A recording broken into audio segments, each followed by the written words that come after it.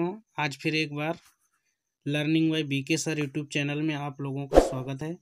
दोस्तों, हम आज मैथमेटिक्स के कुछ सूत्र के बारे में बताएंगे, क्योंकि हम अभी तक मैथ के बारे में बताते थे।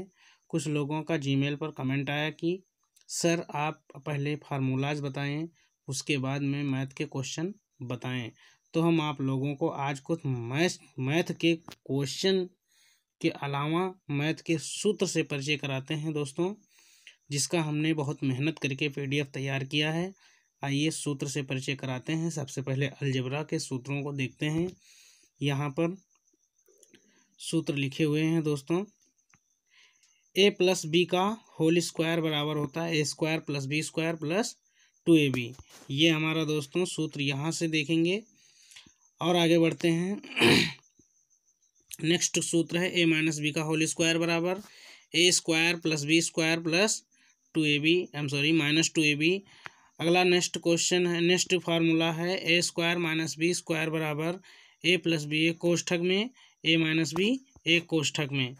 अगला है a square plus B square बराबर a प्लस बी का होल स्क्वायर माइनस 2ab। दोस्तों, ये सूत्र हमारा इसी सूत्र से प्राप्त किया गया है, क्योंकि इस 2ab को उधर पक्षांतर करके कर दिया गया है, तो ये माइनस में हो गया है डायरेक्ट। सेम इसी प्रकार हमने दो फार्मूलाज प्राप्त किए हैं। a प्लस बी का होल क्यूब बराबर a cube plus B cube plus 3ab bracket में a plus B. a minus B का होल क्यूब बराबर a cube minus B cube minus 3ab bracket में a माइनस बी। अगला है a cube plus B cube बराबर, यहाँ से देखते हैं दोस्तों, a प्लस बी एक कोष्ठक में a square plus B square minus A B दूसरे कोष्ठक में। इसी तरह से हम ये फार्मूलाज है हमारे पास a cube minus B cube का a माइनस बी एक कोष्ठक में a square plus B square plus A B. आगे देखते हैं दोस्तों, जैसा कि आप लोगों को बताया जाता है कि गुणे में घातें जोड़ ली जाती हैं, इसी पर आधारित एक सूत्र बताया गया है a की घात m इंटू a की घात n बराबर a की घात m प्लस n। और यहाँ पर a की घात m गुणे b की घात m बराबर हो गया है ab की घात m। आगे देखते हैं दोस्तों, a की घात m बटे a की घात n बराबर a की घात m माइनस n होता है दोस्तों। नेक्स्ट फार्मूला देखते हैं। आगे हम लाभ हानि पर आधारित फार्मूला देखते हैं। लाभ बराबर होता है दोस्तों विक्रय मूल्य माइनस क्रय मूल्य। दोस्तों, हम आपको बताते चलें कि विक्रय मूल्य, जैसे आप कोई वस्तु खरीदते हैं या बेचते हैं, तो जैसे हम कोई वस्तु 5 रुपये में खरीदते हैं और उसको 10 रुपये में बेचते हैं, तो उसमें क्या होता है, जो जिस मूल्य पर हम बेचते हैं उसको हम विक्रय मूल्य कहते हैं, और जिस मूल्य पर वस्तु को हम खरीदते हैं उसको हम क्रय मूल्य कहते हैं। जैसे मैंने 5 रुपये की वस्तु खरीदी थी, वो हमारा क्रय मूल्य हो गया। 10 रुपये की हमने वस्तु को बेचा 10 रुपये में, तो वो हमारा विक्रय मूल्य हो गया। और 5 रुपये जो हमारा उसमें फ़ायदा हुआ, उसी को हम क्या कहते हैं दोस्तों, लाभ कहते हैं। सेम इसी प्रकार से इसी पर आधारित नेक्स्ट फार्मूला है हानि बराबर क्रय मूल्य माइनस विक्रय मूल्य। तो हानि में क्या होता है, जो घाटा आ जाता है, जैसे हम 10 रुपये की कोई वस्तु खरीदते हैं और हम 5 रुपये की कोई वस्तु बेचते हैं, तो उसमें हम 5 रुपये की बेचेंगे 10 रुपये का खरीद करके, तो 5 रुपये का हमारा उसमें घाटा आएगा, जिसे हम हानि कहेंगे दोस्तों। तो हानि बराबर होगा क्रय मूल्य माइनस का विक्रय मूल्य। ठीक है दोस्तों। अगला है लाभ प्रतिशत। जैसे कोई वस्तु बेचते खरीदते हैं, तो उसमें हमें कितने प्रतिशत का लाभ हुआ, कितने प्रतिशत का फायदा हुआ, उसको निकालने के लिए हम लाभ प्रतिशत का फार्मूला यूज करते हैं दोस्तों। लाभ प्रतिशत बराबर होता है लाभ गुणे 100 बटे के क्रय मूल्य। लाभ जितना आएगा उसको 100 से मल्टीप्लाई करके उसके क्रय मूल्य यानी खरीद मूल्य से डिवाइड कर दिया जाएगा, हमारा दोस्तों लाभ प्रतिशत ज्ञात हो जाएगा। नेक्स्ट है हानि प्रतिशत। हानि प्रतिशत आप कैसे निकालेंगे दोस्तों, हानि प्रतिशत बराबर होता है हानि गुणे 100 बटे के क्रय मूल्य। सेम उसी प्रकार से है। आगे हम ब्याज से संबंधित बात करते हैं, जिसके क्वेश्चंस को हमने पिछले भाग में बता दिया है। कुछ संबंधित क्वेश्चंस इससे। साधारण ब्याज बराबर होता है मूलधन गुणे दर गुणे समय बटे के 100। ये हमारा साधारण ब्याज क्या होता है, जैसे बैंकों में हम पैसा जमा करते हैं दोस्तों, तो उसमें जो होता है मूलधन पर हमें ब्याज मिलता है, उसको हम साधारण ब्याज कहते हैं। ब्याज दोस्तों दो प्रकार का होता है, एक चक्रवृद्धि ब्याज भी होता है जिसको हम नीचे बताएंगे चक्रवृद्धि ब्याज क्या होता है और साधारण ब्याज क्या होता है। साधारण ब्याज बराबर हमने फार्मूला बताया। इसमें जो मिश्रधन क्या होता है दोस्तों, जैसे हम 1000 रुपये बैंक में जमा करते हैं तो हमारा 1000 रुपये होता है मूलधन, और हमारे बैंक जो जिसके पास हम पैसा जमा करते हैं वो व्यक्ति हमें जो ब्याज देता है किस दर पर देता है। प्रतिशत का मतलब क्या होता है, प्रति 100 रुपये पर जितना रुपया दिया जाता है उसे हम प्रतिशत कहते हैं। दोस्तों मान लीजिए बैंक हमें 100 रुपये पर 5 रुपये ब्याज दे तो उसको 5% कहा जाएगा।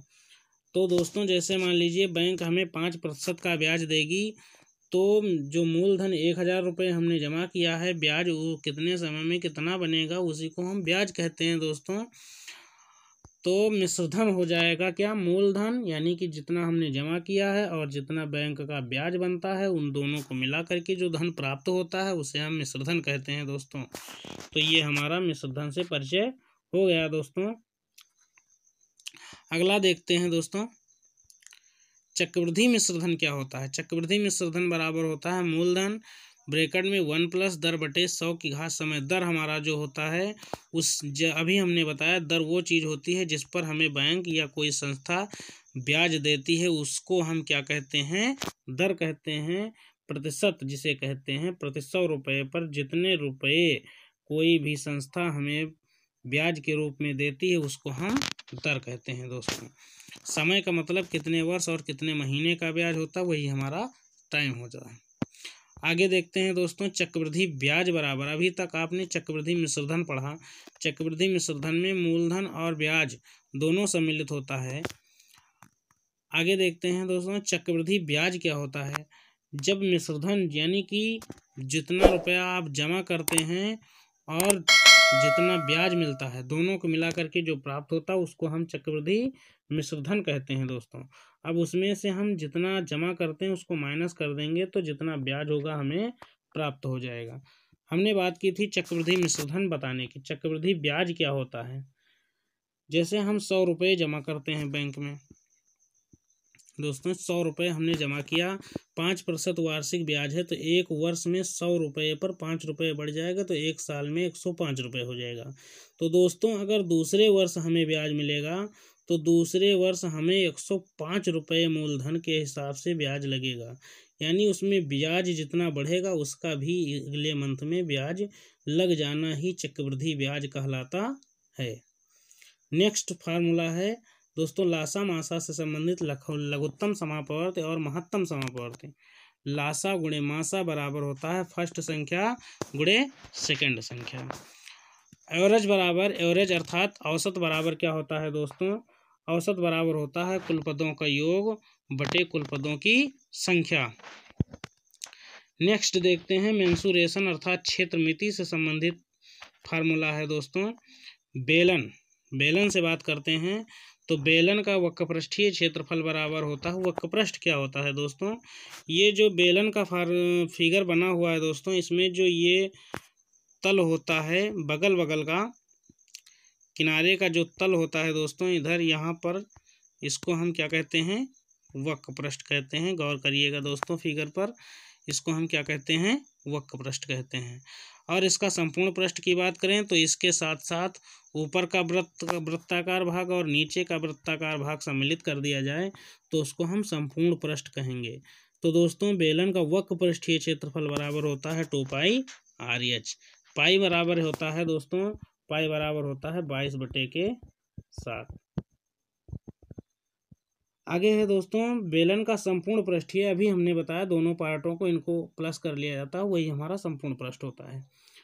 बेलन का आयतन बराबर होता है πr² दोस्तों। आगे हम शंकु की बात करते हैं, शंकु का वक्रपृष्ठीय क्षेत्रफल, ये हमारा शंकु का फिगर बना हुआ है दोस्तों। तो शंकु का वक्रपृष्ठीय क्षेत्रफल बराबर होता है πr/l।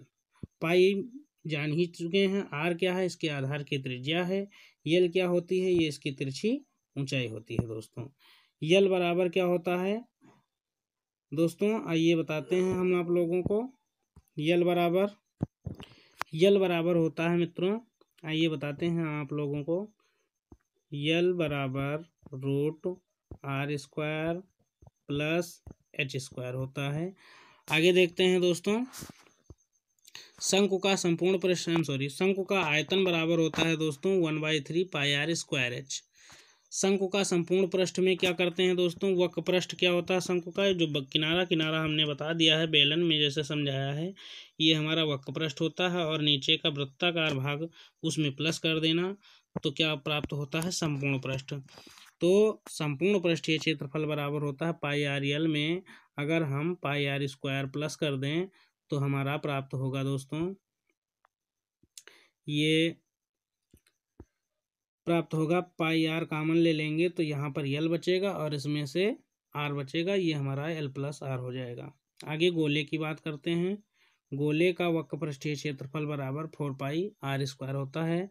दोस्तों गोले में और वृत्त में बहुत अंतर होता है। गोला गेंद के आकार का होता है, वृत्त जो होता है चपका हुआ इस तरह से मान लीजिए, रेखीय मान लीजिए दोस्तों।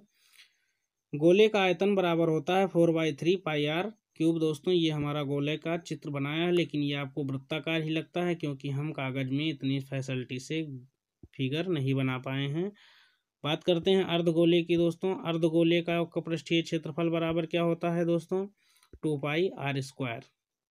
ये हमारा अर्धगोले का फिगर बना है जिसको हमने कुछ क्लियर बनाने की कोशिश की है दोस्तों।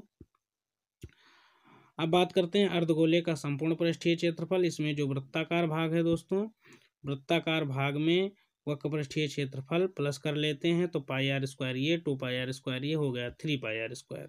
ये अर्धगोले का संपूर्ण पृष्ठीय क्षेत्रफल हो गया दोस्तों। नेक्स्ट है अर्धगोले का आयतन बराबर 2/3 πr³ होता है दोस्तों। आगे है हम बात करते हैं दोस्तों घन के बारे में। घन का क्षेत्रफल बराबर क्या होता है, 6a²। अब इसमें दोस्तों 6 का प्रयोग क्यों किया गया, क्योंकि हम घन में 6 फलक को देखते हैं दोस्तों। इस तरह के 6 खंड आप देख रहे हैं और प्रत्येक खंड वर्गाकार होता है दोस्तों।